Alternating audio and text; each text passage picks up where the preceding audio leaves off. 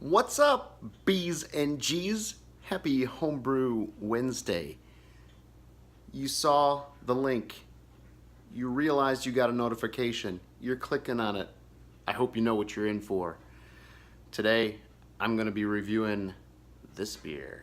This is my 2018 Brewtubers or Band of Brewtubers hops experiment, otherwise known as the double play, double grain, triple play, dual grain, triple play, however you want to word it, however you want to call it, but it's 2 grains, 3 hops.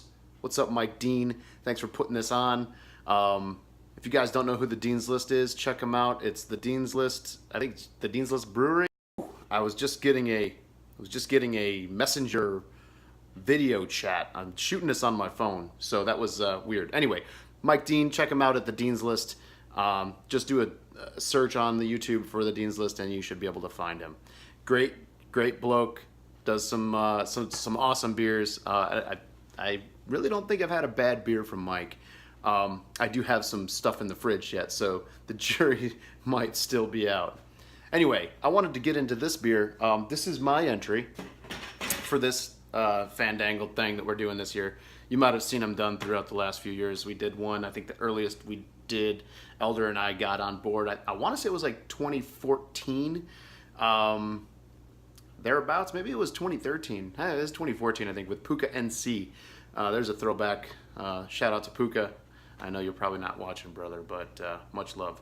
Puka was a hophead and a brew tuber. Did Homebrew Wednesday almost religiously. What's up, Huntsman? What's going on, man? Hey, so that was a long time ago. That was like when Pecco and Azaka and Jarlo were just coming out. So it was kind of fun getting in. The idea behind that was brew an IPA with unknown hops because we want to learn more about these experimental hops. So that's how this whole thing started. This year's a little different. This year we're doing 3 hops at 3 distinct points in the brewing process. One for basically your bittering or your main kettle addition. Another one is a finishing hop or a flavor addition, but allowed to be utilized in a whirlpool.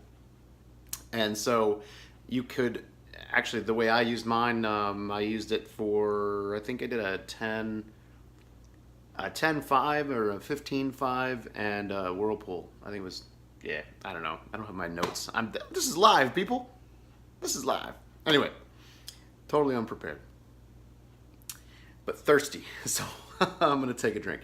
So anyway, you use that. Let me take a drink real quick. So that's your kettle edition, and then or your flavor edition.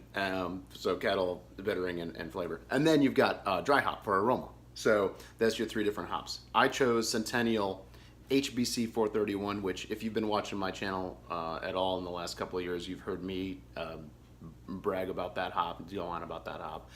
And then Strata, which is another hop I've kind of fallen in love with. There's a few reviews of my beer already up from the group of guys that are in this. There's a total of, I think there was 12 initially, and now it's down to 11.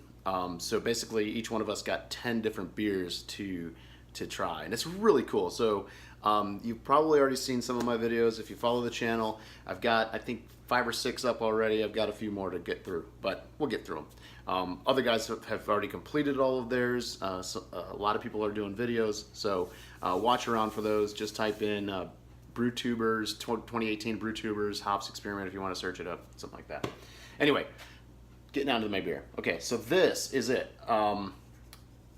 It's been a little while since I brewed it, and I think it was, I'm pretty positive I brewed it in September.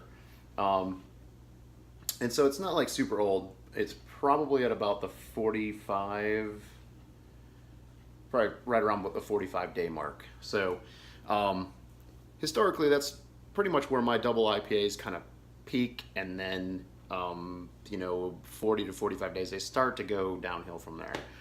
It's just, I think I think it's just the intensity of the malts, and you got a big ABV. And then if you get the hops right, they'll last longer. But if you don't have them right, then you will start to see them fall off, fade off on aroma and flavor. But let's get into this. Okay. All right. So for me on this beer, I know there's a few reviews. Actually, it does look really good. It cleared up quite a bit. There were findings put into the kettle on this one. I haven't been using findings a lot lately, but this one got some Whirlfloc treatment. Gorgeous beer. Great carbonation. I did a dual dry hop, so a double dry hop on this of the Strata. Aroma-wise, the first thing I get is like a pungent, dank, like a pungent, dank, pine-covered papaya. All right, that's where it is right now. I've had this at other times and different, maybe before or after a beer of a different style or whatever, and I've gotten strawberry jam specifically, and also I've gotten a lot of orange from it. So, immediate hit is pine covered papaya, and then it goes into a strawberry, kind of a strawberry orange combo, but not really orange. It's more orange zest, that really bright, vibrant orange, and then a little bit of the malt comes through. I'm not getting a lot of it. To me, this thing screams hops all day. So I think out of the keg versus out of a bottle is going to give you some different characteristics.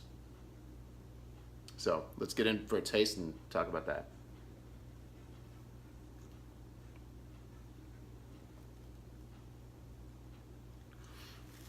It's bitter. It's got a definite punch. It's definitely like kind of like what you would get from an old school IPA, double IPA. Think like Stone Ruination 1.0, and maybe on the lines of Maharaja, or maybe a double IPA from who's the one of the Southern Tier. Had a few beers that I remember kind of being like this. This thing's 8.2% and 87 IBU, so it's a big boy.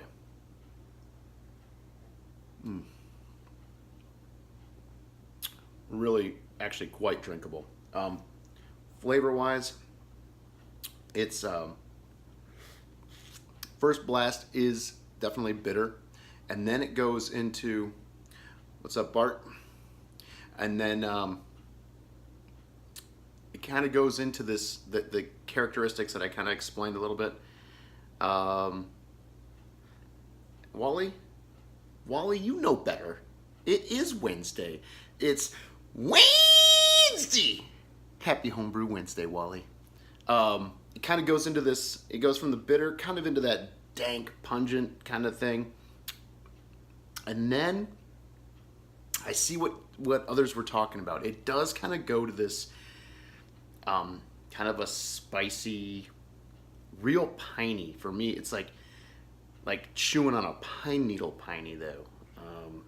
Kind of that really sharp pine. Like if you've ever had a one of those pine candles that you burn at Christmas, like it's the flavor that I would imagine you would taste if you bit into one of those. I'm not trying it. I'm just saying. Anyway, and then there's not a whole lot of fruit characteristics. I do get a little bit of that strawberry jam, but I lose the orange. I lose the tropical. To me, the Strata is really all about the aroma. So for those of you who are considering looking into the Strata hop, I would say combo it with Citra or Mosaic or something that's going to bring the fruits, because this combined with those fruity characteristics and the flavors are going to come from those other hops, but the aroma will be off the chain. Because this is excellent. HBC 431 is a totally different animal. It has some characteristics of a little touch of spicy, but some floral notes and some other things like a little bit of herbal, a little bit of black tea, maybe green tea, and you do get that. But I also get a very big tropical and lots of orange from the HBC 431. I've done single hop 431 beers before. In fact, the last hop experiment I did, I wasn't happy with the way that beer turned out, but I had brewed 2 other HBC 431 beers before that. They got me excited to use it for the experiment because they turned out so good. I did a double IPA and I think I did a hazy New England IPA thing. So anyway, back to this combo. HBC 431 and Strata.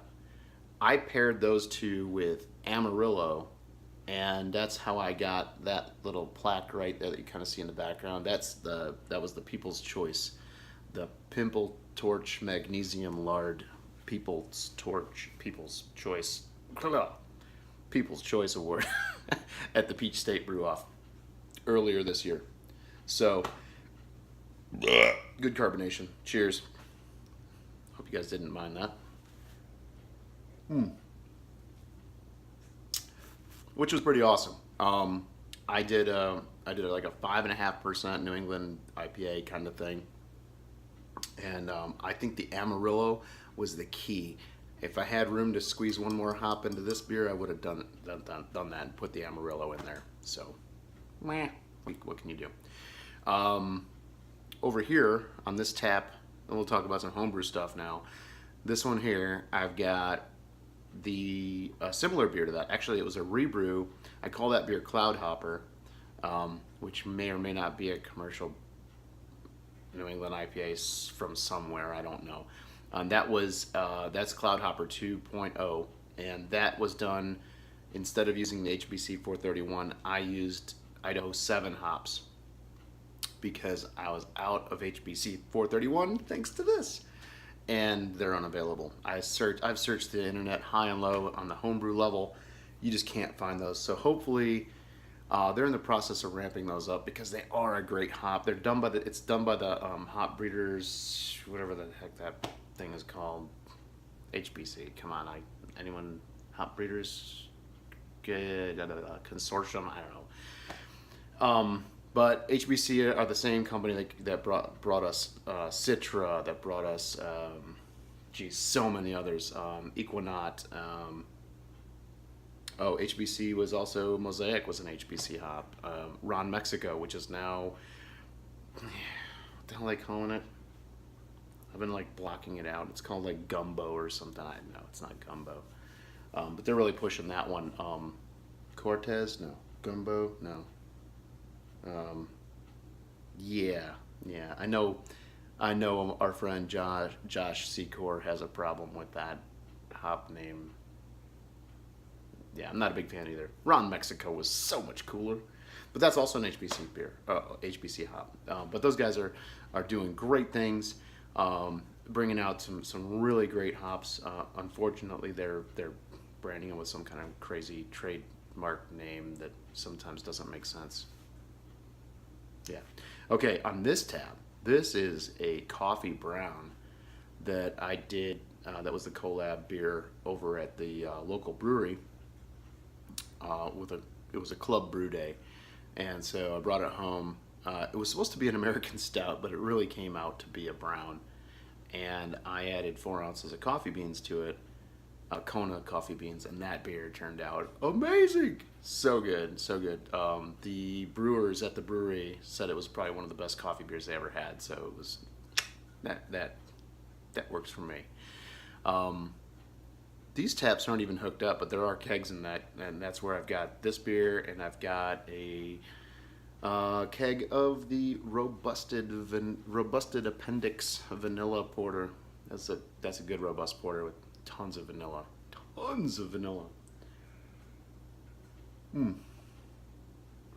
Other than that, I don't really have a whole lot going on homebrew wise. I've got a couple of meads in bottles and different things, but this hops experiment's keeping me busy, keeping my fridge stocked, And then I've got, I'd love to brew soon. I've got some yeast that I really want to get to. Need some attention, need some TLC. So we'll be brewing soon, I hope. I've got the robotics thing happening again, so that's keeping me busy. Sundays we practice and Friday nights we practice. So yeah, it doesn't leave me a whole lot of time, does it? But we'll get there. Hope to brew before the end of the year at least once, but in all honesty, it's kind of looking like 2019 before I brew again. So anyway, thanks to you beautiful 3 viewers that have sat here and watched me ramble on for damn near 16 minutes. Hope everyone's having a fantastic week and your weekend looks even better. It was a rainy SOB day here in Georgia, but we're getting through it. We got homebrew to help us. So cheers, everybody. I hope you guys have a great one, and until next time, homebrew up. Cheers. And watch out for more of these videos. This hop experiment's been pretty cool so far. There's some great reviews up from other guys. So cheers, everybody. Thanks for watching.